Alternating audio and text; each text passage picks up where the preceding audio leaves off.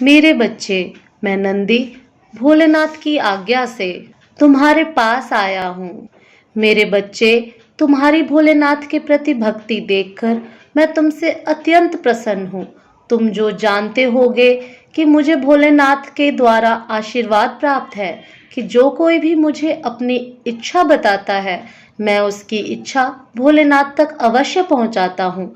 क्या तुम जानते हो किन कारणों की वजह से मैं तुम्हारी इच्छा प्रभु तक नहीं पहुंचा पाया?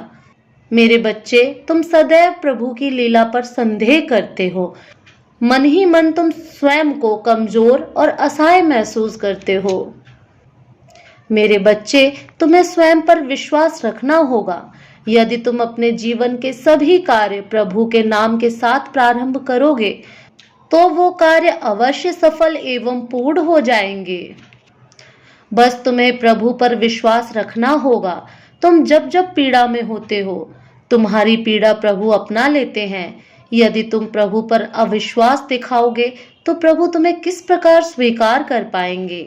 इसलिए तुम्हें अपनी इच्छाओं के लिए स्वयं के भीतर परिवर्तन लाना होगा।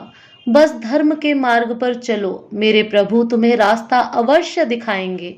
तुम मेरे प्रभु भोलेनाथ के प्यारे बच्चे हो, इसलिए उन्होंने मुझे आज्ञा दी है तुम्हारी मदद के लिए जाऊं।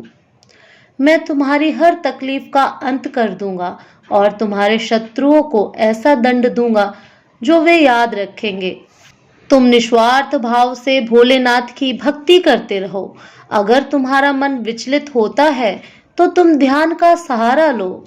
मेरे बच्चे, यह तुम क्या कर रहे हो? क्यों दुखी हो? मेरे बच्चे, तुम्हारे अधिकतर दुख काल्पनिक हैं। तुम स्वयं ही विचार करो। कभी कभी तुम अत्यंत प्रसन्न हो जाते हो, तो कभी अकारण ही रोने लगते हो। कभी तो तुम्हें लगता है कि तुम्हारा जीवन बहुत सुंदर है, तो कभी लगता है कि जीवन बेकार है, इसमें कोई आनंद ही नहीं है। मेरे बच्चे, यह सब केवल इसलिए है क्योंकि तुम्हारा मन तुम्हें नियंत्रित कर रहा है। जब भी तुम कोई अच्छा कार्य करने की कोशिश करते हो, तो तुम्हारा मन उस कार्य में नहीं लगता, तब तुम्हें निराशा होती है। मेरे बच्चे, क्या तुम जानते हो, मन का कार्य ही होता है इधर उधर भागना, तुम्हें मार्ग से भटकाना। मन को नियंत्रित करना कठिन है मेरे बच्चे, इसलिए नियमित ध्यान का अभ्यास करो। जैसे ही तुम ध्यान में उतर जाओगे, तुम्हारा मन अदृश्य हो जाएगा और तुम्हें अथाह आनंद की अनुभूति होगी। मेरे बच्चे, जब तुम एक बार रोते हो, तो तुम्हारे एक सप्ताह का पुण्य नष्ट हो जाता है, इसलिए रोना नहीं।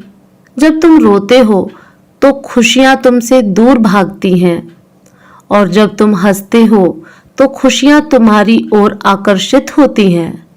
मेरे बच्चे, चिंता मत करो, मैं हूं तुम्हारे साथ। तुम बस प्रसन्न रहो और अपने जीवन में हो रही हर चीज के लिए प्रकृति का आभार व्यक्त करो। तुम्हारा कल्याण हो। ओम नमः शिवाय।